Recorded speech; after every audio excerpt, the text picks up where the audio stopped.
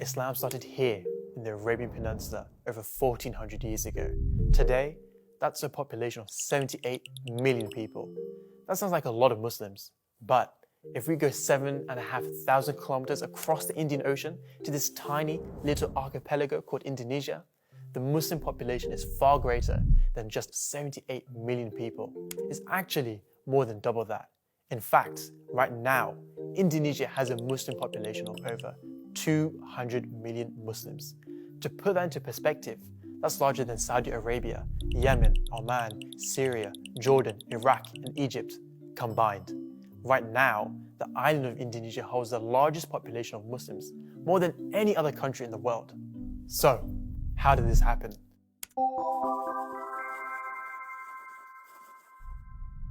How does Indonesia have so many Muslims? And more importantly, how did these remote islands right above Australia, almost 8,000 kilometers away from Arabia, receive the message of Islam and then embrace it with open arms? Well, let's find out. One thing to keep in mind is that historians and archaeologists have no agreed upon explanation for the spread of Islam in Indonesia and the rest of Southeast Asia. So, there was never one reason for the conversion of Indonesia to Islam. Okay, now we've got that out of the way, let me tell you something interesting. The Muslims never conquered Indonesia. It actually happened much differently, and it didn't just happen overnight, and historically speaking, it happened only recently. The first piece of evidence that marks the earliest existence of Islam in Indonesia is this tombstone right here, on this island called Sumatra. This is a 13th century tombstone of a local ruler called Sultan Malik al-Saleh. Malik had adopted an Arabic name and the Arabic title of Sultan when he and his population decided to embrace Islam. Here's what's amazing about this tombstone. It's designed with patterns that are typical to this Indian state, all the way over here called Gujarat. So how did this Indonesian tombstone become somehow linked with this Indian state over here? Well, the Muslims of Gujarat were known to be these risk-taking traders who would go on these far and incredibly dangerous expeditions. They formed these trade routes, which were also used as a means of spreading Islam to far regions around the world, like Indonesia.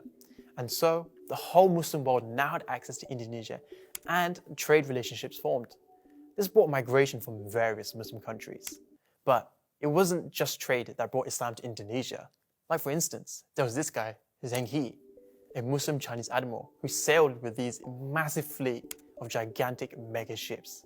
During the 15th century, he would go on these epic voyages all across the Indian Ocean to form diplomatic ties and trade partnerships with other countries.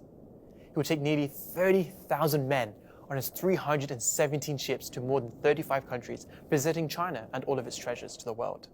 His story is actually quite amazing, but that's a story for another time. Anyway, as Zheng He traveled with his football stadium-sized fleet, he would make a series of stops across the world like Sumatra and Java in Indonesia. And so he made a huge impression on the native Indonesians and is often credited for spreading Islam in Indonesia. Okay, so Islam spread to Indonesia, but how's that different to any other country? Trade can only do so much to help spread Islam. It still doesn't explain why Indonesia has the highest number of Muslims. This is where good old economics comes in. The Indonesians lived on these tiny remote islands that weren't really good for cultivating food and produce, and so they paid tribute to their Hindu and Buddhist neighbors on the mainland for precious goods like rice. But the Indonesians didn't want to pay the Hindu and Buddhist rulers anymore, and so they looked to their Muslim friends in the Middle East and Africa. In order to form solid political ties with Muslims, they began to embrace Islam. And why not? The natives enjoyed access to a huge Muslim trading network.